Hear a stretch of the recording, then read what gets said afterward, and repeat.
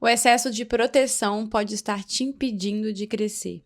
Sabe quando você fala que quer muito uma coisa, mas as suas ações não condizem com o que você fala que quer?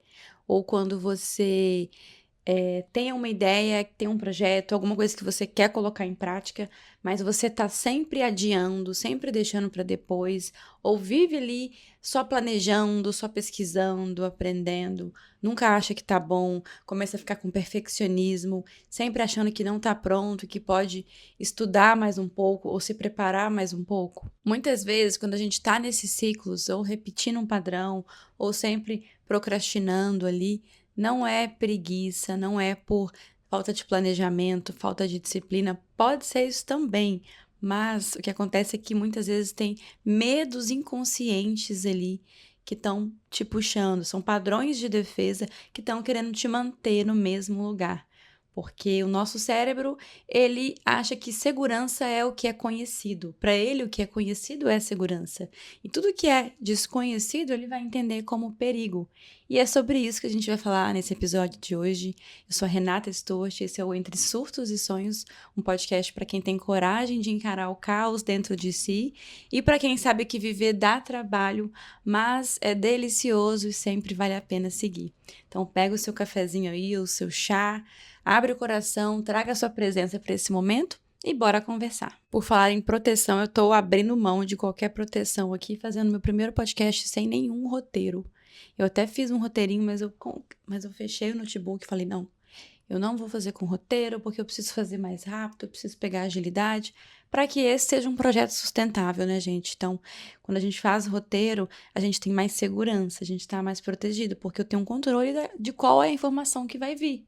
Mas quando a gente simplesmente fala, vou falar sobre um assunto, vou confiar que só meu conhecimento vai me guiar aqui e desapegar de tudo que eu vou falar, é desafiador para mim, sabe? Por mais que é um tema que eu tô cansada de falar, parece que escrever, ainda mais eu que venho da escrita, né, que tenho muito mais hábito de escrever do que falar gravando, eu consigo montar minha linha de raciocínio melhor no papel e aí eu tenho a segurança de que eu vou falar tudo que eu quero falar, tudo que eu acho que é importante de falar.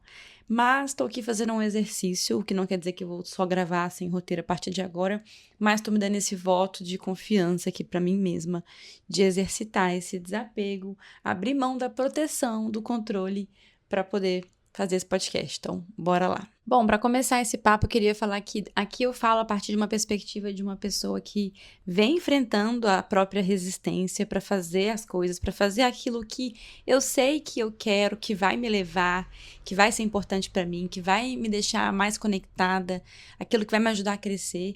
Então, eu venho enfrentando essa resistência. Nos últimos 2 anos, eu posso dizer que acho que no último ano, principalmente. No último ano, eu posso dizer que eu venho enfrentando os meus maiores medos, assim, relacionados a medo de errar, medo de me expressar, de ser julgada, de uma maneira como eu nunca fiz antes. E eu vou falar sobre isso aqui nesse episódio. Então, eu falo sobre a partir dessa perspectiva e também a partir da perspectiva de alguém que vem estudando muito sobre esses assuntos, porque isso é parte do conhecimento que eu passo também para minhas mentoradas. Tem 1 ano que eu comecei a ser mentora de autoconhecimento, então, além de ser criadora de conteúdo para marcas, eu trabalho com estratégia de conteúdo para marcas e também sou comunicadora, me formei em jornalismo e também venho atuando agora como mentora de autoconhecimento para transbordar aí tudo que eu venho aprendendo nessa caminhada aí de 10 anos de autoconhecimento. E aí que nesse meu caminho do autoconhecimento, nesse meu caminho de enfrentar cada vez mais os meus medos e de querer ser uma mulher corajosa, tem até a minha tatuagem coragem aqui no peito, nesse caminho eu passei a estudar muito sobre o medo. Eu passei a querer entender mais sobre o medo para poder agir apesar do medo, né? Para poder ir além dele. E por muitas vezes eu me vi ali procrastinando coisas e deixando de fazer aquilo que era importante para mim. Ainda acontece isso, mas assim, hoje eu tenho mais consciência, tenho mais ferramentas para lidar com isso. Mas durante muito tempo eu não tinha. E eu me culpava, achava que era só uma questão de falta de gestão do meu tempo, falta de organização, preguiça, né? E por aí vai. E quando a gente começa a entender que tem questões emocionais por trás, que é um mecanismo também de segurança do nosso cérebro, a gente vai ganhando uma consciência diferente, pode olhar isso de uma outra perspectiva para poder ir além dessa emoção que é o medo. E como que funciona o medo, né? Como que o medo atua no nosso corpo? Falando um pouquinho aqui brevemente de neurociência, né? Tem uma parte do nosso cérebro, que é uma parte mais primitiva do nosso cérebro, que ela é responsável por garantir a nossa sobrevivência, então por garantir a nossa respiração, nossos batimentos cardíacos e nos proteger de perigos. Então, essa parte mais primitiva é uma parte que ela não é racional, sabe? Ela simplesmente age no impulso ali, no automático. Então, a função dela é nos proteger diante de um perigo. Então, imagina, por exemplo, você, mulher, caminhando por uma rua sozinha à noite, e aí você tá ali sozinha caminhando aquela rua vazia. Aí você começa a escutar passos atrás de você, passos firmes e cada vez mais perto de você, cada vez mais rápido. E aí você percebe que é um homem e você começa a ver que ele tá chegando muito perto de você. Nesse momento, você vai entrando em estado de alerta. Essa parte do nosso cérebro, ela começa a liberar hormônios, então cortisol, adrenalina, os seus batimentos começam a acelerar, sua respiração fica mais curta, os seus músculos vão ficando mais tensionados e até a sua digestão, ela para de ocorrer, porque a energia, ela é direcionada para os seus músculos, para você ficar ali preparada para poder lutar, fugir ou congelar, né? O famoso luta ou fuga. Então, se você não puder lutar ou fugir, sair correndo, você vai entrar em estado de congelamento, você vai ficar imóvel para poder sobreviver. E tudo isso acontece automaticamente, sem que você precise fazer ou pensar em nada. É por isso que muita gente, quando vive uma situação de muito medo, de perigo, né? Um assalto, por exemplo, a pessoa às vezes tem reações que ela não imaginou que ela ia agir daquela forma, né? Foi uma reação ali impulsiva naquele momento por conta dessa parte do nosso cérebro. Então é importante entender isso. A função do medo é unicamente nos proteger, é nos manter alerta ali para garantir a nossa sobrevivência. Só que o problema é que essa parte do nosso cérebro, como eu falei, ela é primitiva, ela não sabe diferenciar um perigo real, que é, por exemplo, você enfrentar um leão, um assaltante nesse caso, né? Algum perigo real que tem de fato uma ameaça para a sua vida, de um perigo imaginário, de um desconforto emocional, por exemplo. Então, o nosso cérebro interpreta situações do nosso dia a dia que não oferecem risco para a nossa vida, como se elas oferecessem. Isso acontece porque a gente aprendeu muitas vezes que, por exemplo, se expressar é perigoso. A gente aprendeu que a gente deve se esconder ou não se mostrar muito, porque aí eu tô mais segura. Então, de repente, talvez em experiências que você viveu na sua vida, ou o ambiente familiar que você cresceu, você de repente não tinha muito espaço para se expressar, você tinha que ficar calada para manter a harmonia, talvez tinha que pisar em ovos, talvez era punido quando você errava, talvez você não foi ensinado a regular as suas emoções e aprendeu a reprimir elas e entendeu que assim você estava mais segura ao invés de falar o que você sente. Então, essa parte do nosso cérebro ela vai registrando tudo isso e entende que é perigoso. Então, ela registra, olha, me expressar, perigoso.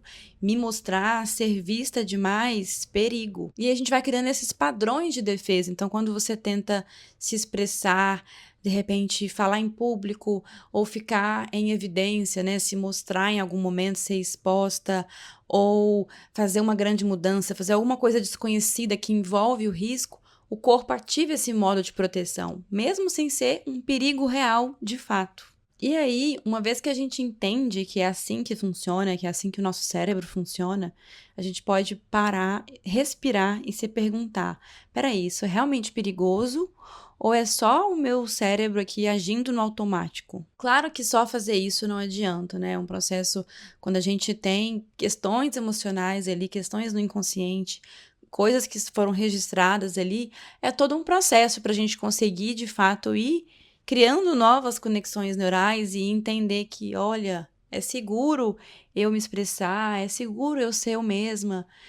Então é um processo que não é da noite pro dia, né? E esse episódio aqui não tá querendo falar que é simples. Mas uma vez que você entende dessa perspectiva que o nosso cérebro só quer nos proteger, que a função do medo ali é simplesmente nos proteger, a gente pode olhar para ele a partir de uma outra perspectiva. E esses mecanismos de proteção, eles acontecem em várias situações da nossa vida. Então, por exemplo, se você aprendeu que o trabalho deve ser algo sofrido, né, que você tem que dar o seu sangue para trabalhar e tudo mais, diante de uma situação, de uma oportunidade de trabalho que você possa ter um retorno financeiro sem ter que se matar, você pode duvidar que aquilo é real e não querer aquela oportunidade. Você pode dizer não para aquela oportunidade, porque não. Eu aprendi, as referências que eu tenho também é de que a gente tem que suar muito e se matar de trabalhar, porque é isso. Então, isso aí não deve ser verdade. Essa oportunidade deve ser mentira. Ou, por exemplo, diante de uma possibilidade de um relacionamento saudável, se você aprendeu que o relacionamento tem a ver com luta, tem a ver com estar sempre alerta, que você não pode relaxar, que envolve muito conflito, muito sacrifício, diante de uma oportunidade de um relacionamento leve e saudável, o seu cérebro pode ativar esse alarme e você fica, não, isso tem alguma coisa errada, não dá, ou começa a inventar defeitos para a pessoa e foge daquilo. Então percebe como que essa proteção ela pode atuar o tempo inteiro, nos impedindo de ir além de algum padrão, nos impedindo de viver algo, de crescer em relação a alguma coisa, em qualquer área, porque o nosso cérebro quer nos manter no que é conhecido, porque o que é conhecido é seguro. Se eu estiver repetindo muito, gente, é porque eu tô sem roteiro, então peço desculpas, mas vamos seguir. Agora falando da procrastinação, né? Quando você fica ali planejando muito, estudando, pesquisando, só preparando, só nas etapas de preparação, mas nunca coloca de fato aquilo para o mundo, nunca coloca aquilo para fora, né? Nunca inicia o movimento de fato fazer. Então fica sempre nos bastidores ali, na fase, na etapa anterior à ação. E aí, quando a gente fica assim, às vezes acumulando saberes, né? Já tá com uma obesidade mental ali de tanto conhecimento e sempre acha que falta mais um pouco. Quando a nossa mente já entendeu, já absorveu vários conhecimentos, mas o nosso corpo não vivenciou aquilo, não sentiu aquilo, aquilo vai alimentando um ciclo dentro da gente de autossabotagem. Então, quanto menos a gente faz, mais a gente vai ficando preso nesse ciclo, mais vai crescendo a falta de confiança na gente mesmo. Então, na verdade, a gente está só adiando um processo que só vai ser lapidado com o movimento. A gente acha que está garantindo a nossa segurança ali, se protegendo, planejando, estudando mais e mais e mais, só que a gente está só adiando aquele processo, aquele projeto, aquela ideia de ir tomando forma. Porque antes da gente colocar em prática, as coisas estão só na ilusão, só na nossa mente. Enquanto estiver na nossa mente, enquanto aquilo não for de fato colocado em ação, aquilo é só uma ideia, né? E é algo que não existe ainda no mundo físico. E a gente vai adiando esse processo porque a gente tem medo de errar, a gente tem medo de se frustrar, né? Errar pode ser muito doloroso mesmo, né? A gente, nossa, vou ser vista errando, vou me sentir frustrada, humilhada. Mas o que eu venho tentando integrar dentro de mim é que o erro, ele não é um problema, como a gente aprendeu que é. Vem tentando ensinar para o meu cérebro que o erro, ele é parte do processo, né? Se eu quero crescer, se eu quero me desenvolver, eu tenho que estar disposta ao erro.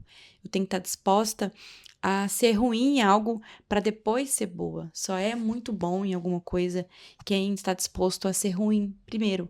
Pense em alguma coisa que você faz bem hoje, com facilidade, com tranquilidade.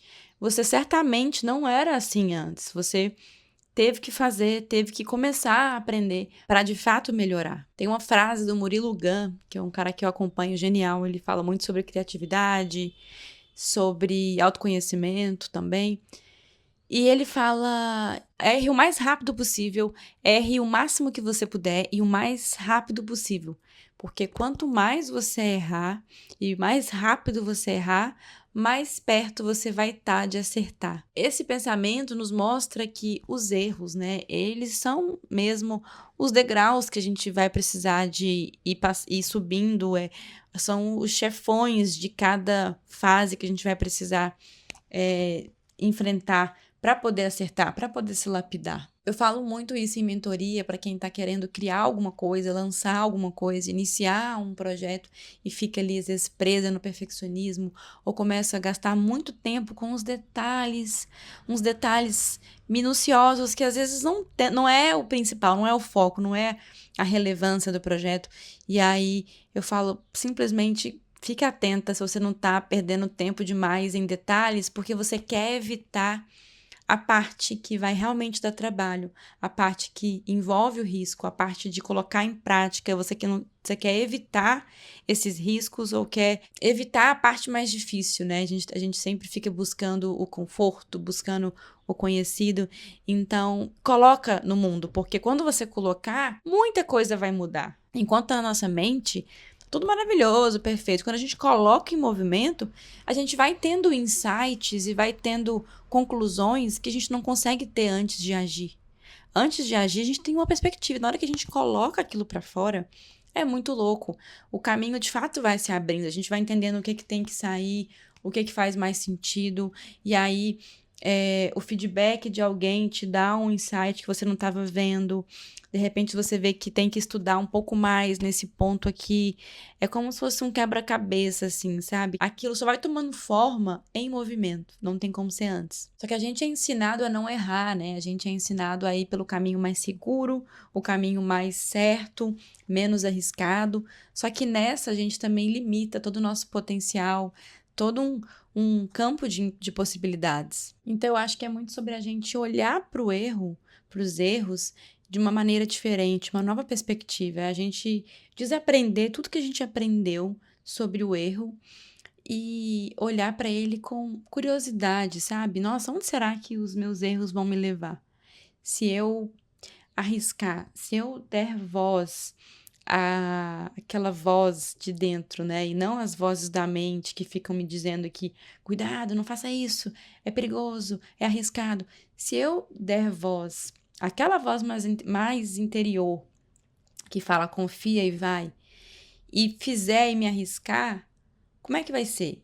E se eu errei, beleza, o que esse erro tá me dizendo? O que eu sei agora que eu não sabia antes, sabe?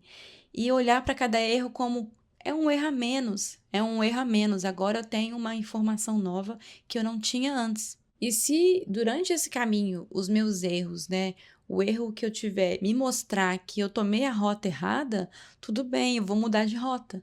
Mas agora eu já sei e eu vou mais preparada para a próxima rota. Mas pelo menos agora eu já sei, eu não vou conviver com aquele e se eu tivesse feito? E se eu tivesse tentado? Eu acho que não tem nada pior do que a gente conviver com um e se. Isso é tão poderoso, gente, porque a gente não aprendeu a olhar para o erro dessa forma, sabe? Eu imagino como seria se a gente tivesse crescido com essa mentalidade. Eu acho que se eu tivesse uma filha, eu ia ensinar ela a errar, sabe? Vai, se joga, tenta. Não é sobre responsabilidade, mas é sobre. Tem a ver com coragem, tem a ver com assumir o risco, tem a ver com você agir, mesmo sem ter certeza do que vai ser o resultado, né? Isso fortalece muito a nossa conexão, a nossa intuição, porque a gente vai sem garantias, a gente não tem como ter garantia do resultado, mas é só fazendo que a gente vai saber. E a gente também tem muito medo de ser visto tentando, né? Um amigo meu falou há um tempo que ele queria muito criar conteúdo e colocar energia nisso para criar, mas ele só faria isso se ele tivesse certeza que ia dar certo. E aí eu fiquei assim, eu falei com ele na hora, não, mas isso é insanidade, porque a gente não tem certeza de nada, a vida é correr risco. Então, assim, se você for esperar a certeza de algo para fazer uma coisa, você não vai fazer nada, né? Então, acho que é sobre a gente encarar a vida como uma grande escola, a gente veio aqui para aprender, é a gente estar disposto a ralar o joelho, tá disposto a errar, porque se a gente não tiver disposto a correr risco, a gente vai ficar seguro, mas também vai se privar de tanta coisa, né? A gente poder se experimentar, a gente poder se desafiar e falar, caramba, eu tentei, eu me arrisquei, eu aprendi alguma coisa nova, ai, não deu certo, mas eu saí diferente, eu saí mais evoluída, eu atualizei aqui o meu software, não tô como antes, sabe? A minha mentora fala muito sobre a vida ser um grande laboratório e a gente tá aqui para experimentar a si mesmo. Então, eu prefiro mesmo saber que eu errei do que carregar aquela coisa de eu não fiz. Então, eu acho que a gente só consegue perder o medo de errar quando o medo de não sair do lugar é maior. O medo de você ficar estagnado, de você ficar sempre naquele lugar de como seria se eu tivesse feito, naquele lugar de frustração, assim, sabe? Quando o medo de não evoluir for maior do que o medo de errar, aí você se coloca em movimento. E como eu falei, eu não falo aqui como uma pessoa que já tá resolvida com relação a isso, que não tem medo de errar, viu, gente? Eu estou sempre me desafiando. O fato de eu ficar apegada ao roteiro também para gravar é um pouco do medinho de errar, né? Do medinho de sair do controle. E é por isso que eu tô aqui tentando fazer esse exercício. E a gente tem que ir aos pouquinhos, né? Eu não vou de repente, agora eu vou gravar só sem roteiro. Não. A gente pode ir devagar, a gente pode enfrentar os nossos medos devagar, né? Acho que é assim que a gente vai criando novos caminhos neurais ali de olha, tá tudo bem eu falar sem ter o controle do que vai ser falado. E se eu errar também, eu posso depois vir aqui e me retratar, ou, gente, falei besteira, né? Tá tudo bem, a gente não é perfeito, né? Então, é algo que eu venho trabalhando, que eu venho exercitando e tenho aprendido muito com isso. Um outro medo muito comum é o medo do julgamento, né?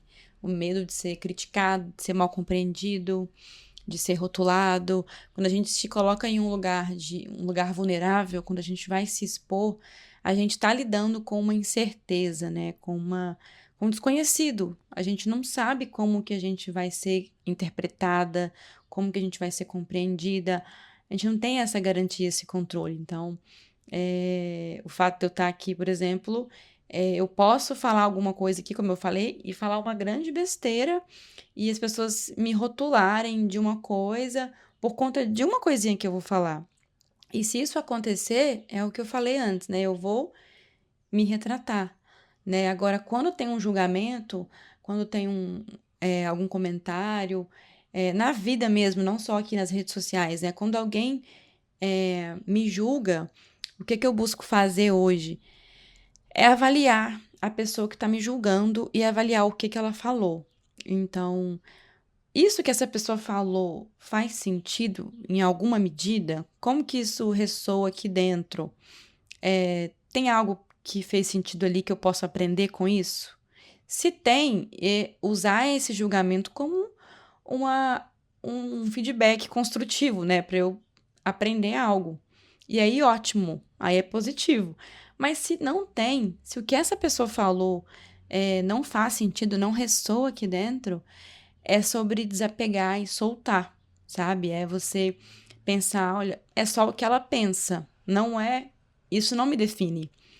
Isso é tão poderoso, você entender que as pessoas, elas têm direito de pensar o que elas quiserem, e isso não te define, né? Mas para isso a gente tem que estar muito firme na nossa verdade, nas nossas intenções, como a gente nosso autoconhecimento de saber, não, peraí, isso me tocou, né? Aquela frase, se doeu, pega que é teu, né?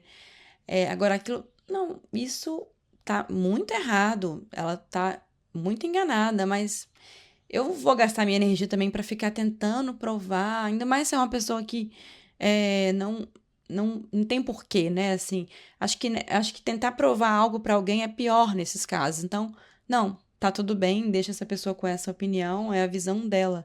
Ela não pegou a mensagem, não era para ela a mensagem, sabe? Lógico que eu falo aqui de um lugar de alguém que não tem muitas visualizações, eu tô começando aqui. Eu já tive alguns comentários assim no meu Instagram, algumas 2 vezes, de pessoas que vieram falar coisas que não tinha nada a ver com o meu conteúdo, pegou uma coisa e levou para um outro lado. E aí eu simplesmente soltei, eu falei, essa pessoa, ela quer conflito, então deixa ela pra lá. É dela isso, não é meu. E teve também casos no meu canal de viagens com meu companheiro, em que a gente foi muito criticado lá, porque a gente falou, enfim, um vídeo lá que a gente falou o nosso estilo de vida, quanto que a gente gastava, e aí veio um monte de gente falar que era mentira, que a gente estava inventando. E aí, fazer o quê, né? A gente estava muito firme na nossa verdade. Então, eu não me apeguei, achei até engraçado, sabe? Tem uma amiga minha que falou uma vez: olha, se tá com hate é porque tá furando a bolha. É um sinal que tá crescendo, então comemore. Eu não sei se eu comemoraria se fosse uma coisa muito frequente. Não deve ser fácil lidar com isso constantemente. Deve abalar muito o nosso emocional.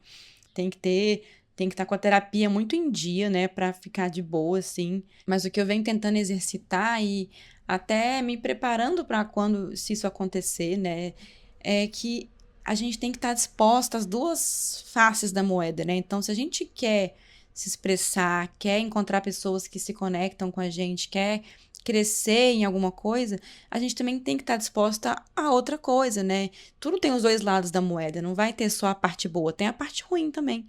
Então, se eu quero a parte boa, eu tenho que estar disposta a lidar com a parte ruim também. E o medo do julgamento, como é uma coisa que eu enfrentei, acho que foi um dos primeiros medos que eu comecei a enfrentar, eu já falei isso aqui em outros vídeos, que foi quando eu comecei a postar meus textos, né? Eu comecei a dissolver esse medo quando eu parei de julgar as pessoas, quando eu reduzi o julgamento das pessoas, quando eu vi que, na verdade, não tinha ninguém me julgando. Eu é que estava me julgando, né? Porque a gente não tem acesso ao julgamento das pessoas no geral. A gente não tem acesso. A gente fica com medo por aquilo que a gente acha que elas vão julgar. Então é porque a gente mesmo tá se julgando, né? Quando eu achava que as pessoas iam me achar blogueirinha, parecida, é porque eu julgava, né? Eu julgava quem criava conteúdo dessa forma. Então, quando eu parei de julgar, eu fui também dissolvendo o medo de ser julgada, sabe? Então, acho que é muito sobre a gente lembrar que você não vai agradar a todos. Pare de tentar agradar a todo mundo. Então, é focar em quem vai se conectar com a sua mensagem. A mensagem não é para todos, né? E quando vier um julgamento, e aqui eu não falo só de criação de conteúdo, né? Na vida mesmo. Quando vier um julgamento, avaliar. Como eu falei, avaliar faz sentido? Beleza, posso me redimir, posso pedir né, me retratar, aprender algo, mas se não faz, vida que segue, né?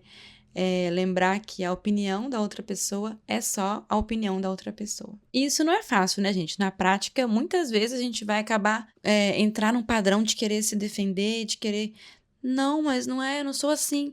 E aí, quando isso acontece comigo, né? Quando eu me sinto mal interpretada, e eu vejo esse padrão inicial de querer me defender, eu observo, né? Quando a gente está mais consciente, eu observo, falo, opa, peraí, não vou gastar minha energia. Então, às vezes a gente cai no padrão, né? E fica ali tentando se provar. Mas o exercício é esse, é de você estar consciente e firme ali em você, para que essa visão da outra pessoa não te abale, né? Não te tire as estruturas e não te impeça de continuar fazendo e seguindo o seu caminho. E um outro medo também que é muito comum e não tão falado é o medo da grandeza, o medo do sucesso, né? O medo não vem só de coisas ruins, né? Ele vem de coisas boas também. Às vezes você tem medo justamente daquilo que pode te expandir, porque aquilo é desconhecido, né? Então, se você tá acostumada só em se apequenar, em se diminuir, em se esconder para não chamar atenção, para não incomodar, você se colocar nesse lugar de grandeza, de ser vista, de liderar, né, de ocupar uma posição de maior, não sei se é poder, né, a palavra, uma posição de maior destaque, aquilo é desconhecido para o seu cérebro. Então vai gerar um desconforto. E aí você pode ter inconscientemente também absorvido que se você brilhar, se você for demais, você pode perder as pessoas que você ama. Se eu brilhar muito, vão se incomodar. Então é melhor ser discreta, é melhor eu passar despercebida. ou você pode ter medo das responsabilidades que vão vir com esse sucesso, porque se você está acostumada com esse lugar tem um conforto ali, né? Você já sabe como lidar. Agora, se você crescer, você vai ter que lidar com novas responsabilidades. Você pode ter menos tempo para várias coisas, vai ter menos conforto, né? Vai sair da sua zona de conforto. Então, pode ter novas cobranças, novas demandas.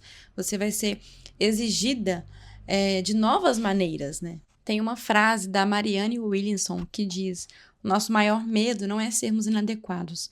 Nosso maior medo é sermos poderosos além da medida. Então, fala muito sobre essa questão da gente ter medo de assumir a nossa potência, da gente assumir o nosso poder pessoal, assumir a nossa força, nossos dons, porque isso pode ser visto como arrogante, isso pode ser mal compreendido, né? As pessoas, a gente aprende muito, né, que é melhor você esse lugar de essa modéstia, né? Esse excesso de modéstia, assim, que como se isso fosse o melhor, isso tivesse mais a ver com humildade também. E também a gente é desconfortável você ocupar um lugar de destaque se você cresceu aprendendo a se diminuir para ser aceito, para se moldar aos ambientes, né? Então, é um lugar desconfortável, muito desconfortável você assumir o que você tem de melhor, né? Assumir o seu poder, os seus dons. Eu venho enfrentando esse medo da grandeza desde que eu decidi me colocar no mundo como uma mentora de autoconhecimento, né? Esse ano eu comecei a oferecer mentorias e me colocar nesse lugar foi muito desconfortável, tá sendo, né? Muito desafiador, assim. Mexe com coisas bem profundas dentro de mim, porque veio, assim, um julgamento, assim, de quem sou eu para poder guiar outras mulheres? Quem sou eu para me colocar nesse lugar de ajudar outras mulheres? Eu tô me ajudando também, né? Eu não tô com tudo resolvido. Como que eu vou ajudar outras mulheres? Então, é desconfortável a gente se colocar nesse lugar de assumir que você sente que você tem algo para passar, que você tem um, um poder de, de ajudar outras pessoas, sabe? Então, tá sendo um processo para mim muito profundo, assim, de assumir, né, esse dom de assumir e de experimentar também, né? Porque eu tô experimentando, como eu falei antes, eu tô enxergando como um laboratório, sabe? Então, deixa eu seguir aqui essa voz, deixa eu experimentar esse caminho que me chama, que me instiga, deixa eu ver como é que vai ser. E se depois eu desistir, eu não quiser continuar, tudo bem, eu testei, eu experimentei, não sei até quando, né? Tô desapegando disso, sabe? De querer saber se é isso mesmo. A gente não tem certeza, a gente tá todo mundo experimentando aqui nessa vida, né? Então, isso me trouxe paz, mas no começo foi muito, muito desafiador. Eu gravei o meu curso chorando. Vários momentos eu chorava, assim, eu acabava de gravar uma aula, eu chorava, porque mexia em coisas bem profundas, assim, dentro de mim. E hoje, quando eu vou dar a mentoria também, tem momentos que a minha garganta seca, meu corpo seca, porque eu tô curando um medo da expressão, de falar em público. Eu acho que depois vale um episódio só sobre isso mais pra frente. Mas eu fui entendendo isso. E aí tem um conceito da psicologia arquetípica que se chama, um termo que se chama a ferida da bruxa, que fala justamente que muitas mulheres carregam essa dor, essa ferida ancestral, ao serem vistas, né? Então elas têm receio de ser vistas, de se expressarem, de ocuparem o seu lugar de poder, por terem medo de serem punidas. Esse medo inconsciente ali de ser punidas, assim como as bruxas foram perseguidas no passado. Mulheres que foram silenciadas pela, pela sua intuição, pela sua expressão, pelo seu poder de cura, pela sua sabedoria. Então, é muito profundo isso, né? Isso é muito profundo porque a gente se colocar, a gente assumir que tem uma medicina dentro de nós, dá medo, né? Você vai ser julgada. Quem é você para poder ajudar alguém? Como é que tá a sua vida? Tá resolvida? As pessoas têm esse julgamento, né? Acho que psicólogo não pode ter problema. né? Então, existe muito essa ideia no senso comum. E aí, além disso também, eu não me sentia 100% pronta, né? Eu não me sentia pronta. Eu vinha uma voz assim, será que você tá pronta? Você não tá pronta, você não sabe tudo para poder ajudar as pessoas. Ao mesmo tempo que tinha essas vozes, né, querendo me travar, tinha uma outra voz, que é a voz mais interior, que falava assim, não, vai, tá na hora. Já tá na hora de você transbordar esse conhecimento, esses aprendizados para outras mulheres. Você já tem condições de ajudar outras mulheres. Então, foi muito um processo de silenciar essas outras vozes e dar um voto de confiança para essa outra voz, né? Que fala, vai, né? E eu fui entendendo que estar pronta é uma grande ilusão. Então, eu comecei sem me sentir pronta mesmo. Eu entendi que esse sentimento não ia vir, né? Na verdade, se você se sentir 100% pronto para fazer alguma coisa, é bem provável que você está começando tarde demais, né?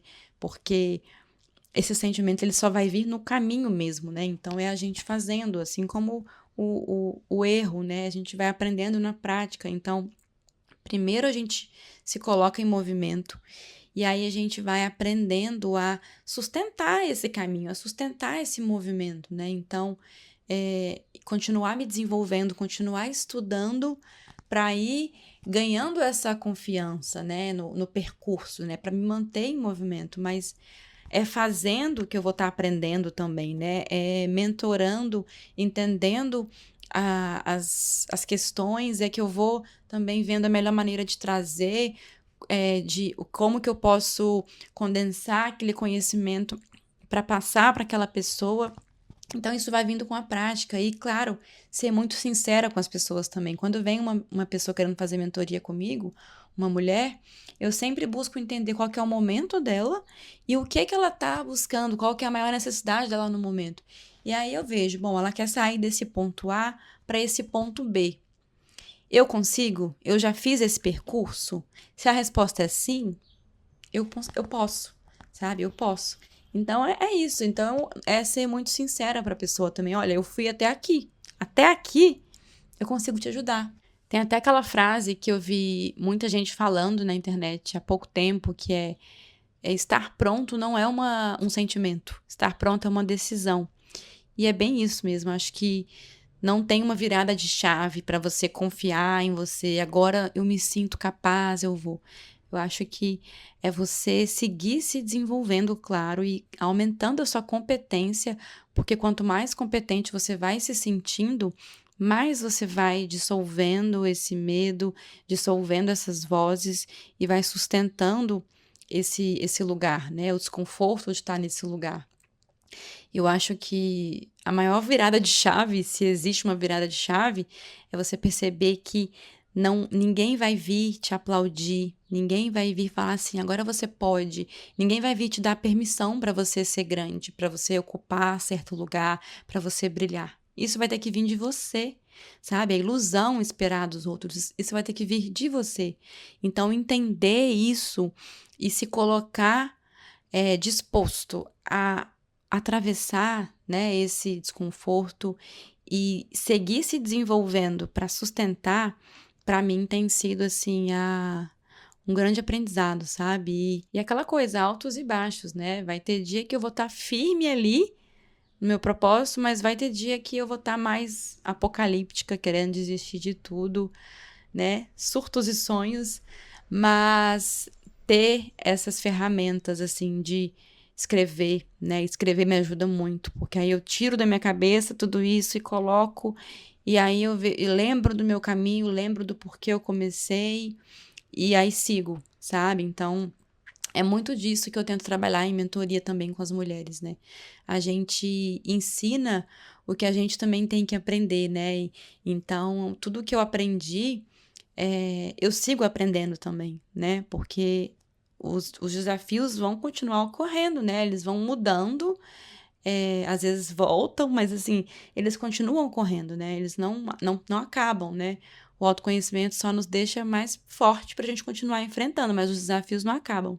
E aí, uma coisa importante também é a gente combater a comparação nesse processo, né? De começar um caminho novo, iniciar algo novo, desconhecido, que dá todos esses medos de errar e tudo mais, é a gente combater a comparação, porque a comparação, de fato, ela vai matar o seu potencial de criação, ela vai te mostrar que você não tá pronto, ela vai querer te convencer que você não tá pronto, porque você vai se comparar com outras pessoas que você não sabe o percurso que elas levaram para poder chegar onde elas estão.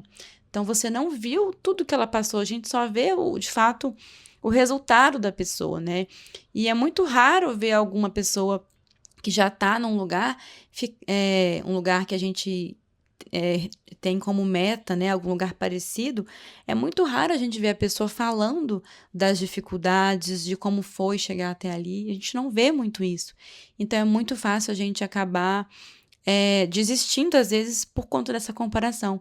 Então, uma coisa que eu faço, tô sempre atenta, é. Se eu vejo que eu tô me comparando muito com alguém, eu dou uma silenciada nessa pessoa.